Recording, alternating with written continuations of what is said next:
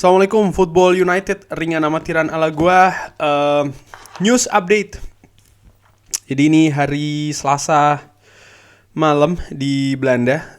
Dari petang tadi ini ternyata ada berita, dan akan gua kutip ya dari beberapa sumber yang mengatakan kalau Erik ten Hag ini secara verbal ya, ini sudah setuju untuk bergabung dengan Manchester United. Ini pertama dikabarkan oleh David Ornstein ya. Ini jurnalis dari theathletic.com. Menurut gue David Ornstein ini ya sumber yang oke lah untuk berita-berita tentang sepak bola. Di The Athletic dia mengatakan, atau di Twitternya ini ya, eksklusif Manchester United telah mencapai kesepakatan verbal ya secara prinsip dengan Erik ten Hag untuk menjadi manajer selanjutnya dari Manchester United. Sekarang tahapnya adalah Manchester United harus mendapatkan persetujuan dari Ajax ya, dan untuk melakukan tahap finalisasi kontrak. Ini dikabarkan diberitakan up to 4 tahun, bisa sampai 4 tahun. Dan tidak akan diumumkan sampai dengan final Piala Belanda. Kurang lebih demikian dikabarkan oleh David Ornstein. Lalu Fabrizio Romano juga mengabarkan hal yang sama dari sumber yang dekat dengan Erik ten Hag. Ini dikonfirmasi oleh David Ornstein ya. Sumber yang sebelumnya ini mengatakan kalau persetujuannya atau ya sebagai manajer dari Manchester United ini sedang berada di tahap final. Belum ada yang ditandatangani ya, karena masih membicarakan soal masalah atau masih akan menentukan tentang staff dari Erik ten Hag. Jadi belum ada kesepakatan nih ya, staffnya siapa saja. Jadi belum ada pengumuman minggu ini. Lalu Ajax dan Manchester United dikabarkan akan berbicara lagi soal masalah klaus senilai 2 juta euro. Fabrizio Romano juga menambahkan di akun Twitternya kalau Erik ten Hag ini sekarang digambarkan sebagai digambarkan kalau sangat puas dengan rencana Manchester United untuk membuat keputusan-keputusan penting bersama dirinya ya, bersama dengan Erik ten Hag. Oleh karena itulah kenapa dia menginginkan kontrak tahap panjang ya. Backroom staff ya, atau staff-staffnya Erik ten Hag dan juga buyout clause senilai 2 juta ini akan didiskusikan segera untuk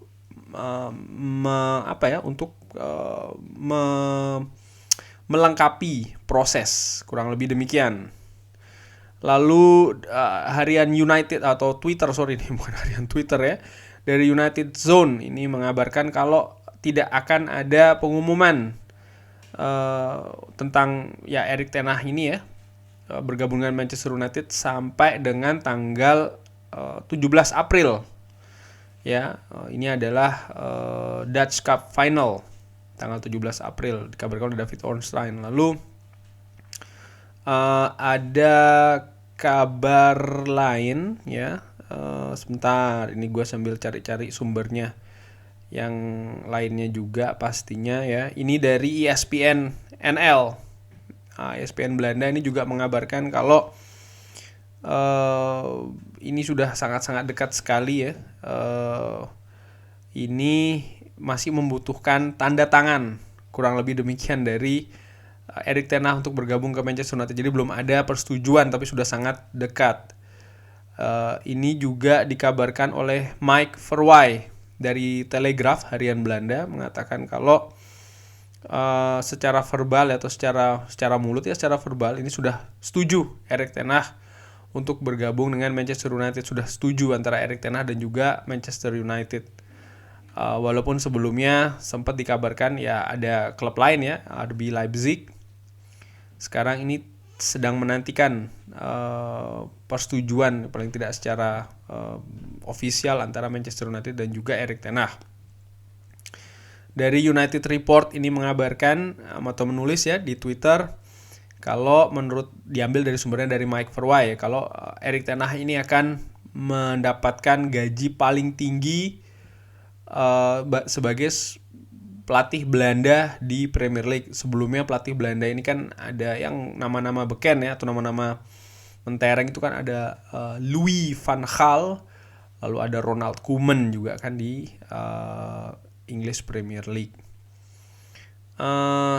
Lalu ini yang terakhir dikabarkan dari akun Twitter @EuropeanLad, ini akunnya dari pendukungnya Ajax ya, AFC Ajax, mengabarkan kalau Erik ten Hag, dia mengutip dari Mike Verwij juga ya, Erik ten Hag akan menjadi manajer dari Manchester United. Dia akan menandatangani kontrak ya, ini belum ditandatangani, tapi ini yang lagi dibicarakan, yaitu 3 tahun dengan kemungkinan bahkan menjadi 4 tahun. Dia akan mendapatkan gaji tertinggi sebagai manajer Belanda yang pernah berada di Premier League. Nah, dari sumber-sumber yang tadi gue katakan itu, gue sampaikan ya, ini kalau opini gue mengatakan ini sudah selesai sebenarnya kalau menurut gue ya. Selesai dalam arti belum 100%, karena kalau sudah 100% itu sudah ditandatangani dan sudah diumumkan, atau paling tidak sudah here we go ya, itu baru 100%. Sejauh ini kalau gue bisa bilang tahapnya ini sudah 99% Erik ten Hag ini bergabung ke Manchester United. Kenapa gue bilang 99%? Karena secara prinsip Erik ten Hag dan Manchester United sudah mencapai kesepakatan. Memang masih ada 2 hal penting yang belum disepakati ya kalau menurut informasi tadi, yaitu adalah soal masalah backroom staff ya, atau staff. Dan menurut gue, ringan amatiran, opini gue ini tinggal menentukan siapa-siapa saja.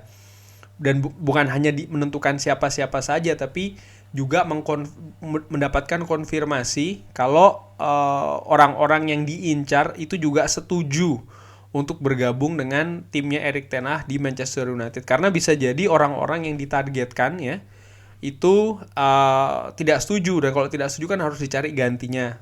Tidak setuju lagi harus dicari gantinya, kurang lebih demikian. Jadi tapi secara prinsip gue yakin Manchester United ini sudah setuju, ini ringan amatiran ala gue, sudah setuju dengan program-program dari Erik ten Hag. Dan ini menurut gue cukup menarik ya, karena seperti diberitakan sebelumnya kalau Erik ten Hag ini meminta banyak power, banyak kuasa terkait dengan kebijakan-kebijakan yang terjadi di klub nantinya, terkait dengan pemain.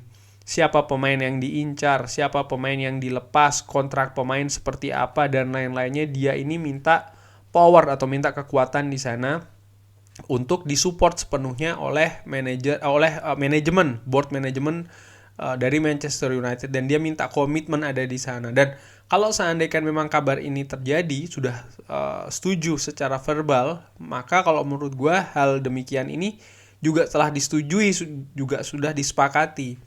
Dan menurut gue ini kabar bagus.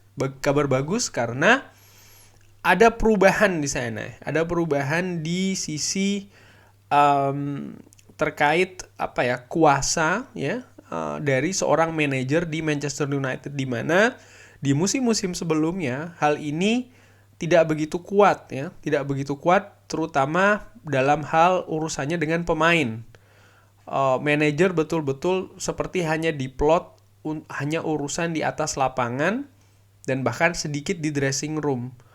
Hal-hal terkait dengan mendatangkan pemain ini bukan hanya sekedar siapa-siapa saja yang datang, tapi siapa didatangkan dengan berapa, gajinya berapa, kontraknya berapa, dan lain-lain. Yang tentu saja hal-hal demikian ini juga nantinya akan mempengaruhi sekali penampilan sang pemain di atas lapangan. Hal-hal demikian ini sebelumnya menjadi kuasa yang cukup penuh ya, atau absolut dari seorang Ed Woodward.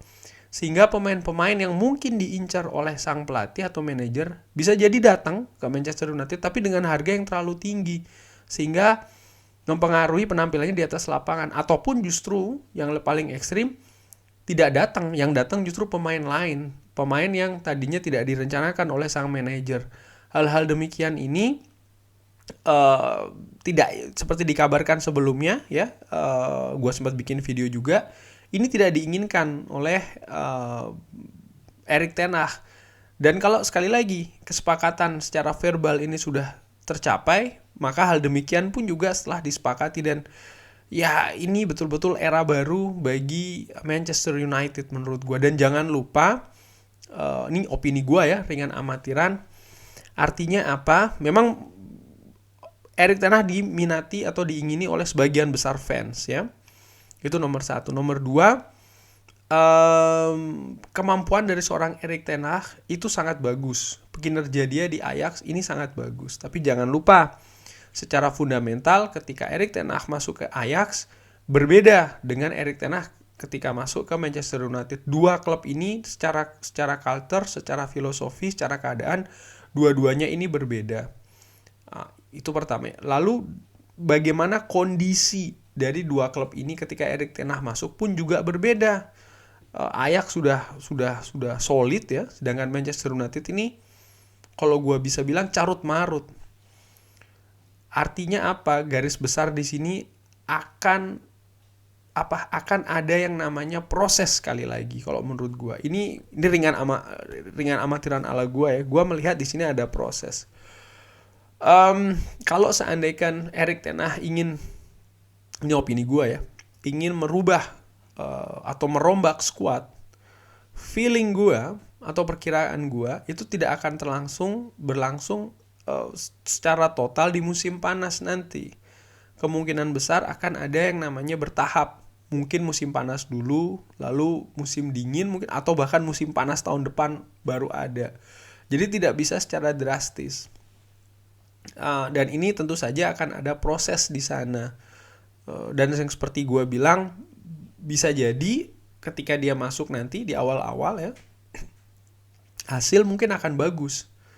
Tapi apakah itu akan konsisten, itu tanda tanyanya di situ. Dan sekali lagi, kalaupun juga sebaliknya hasil yang diraih itu tidak bagus, ya sekali lagi, apakah akan konsisten tidak bagus? Ini kan juga tanda tanya.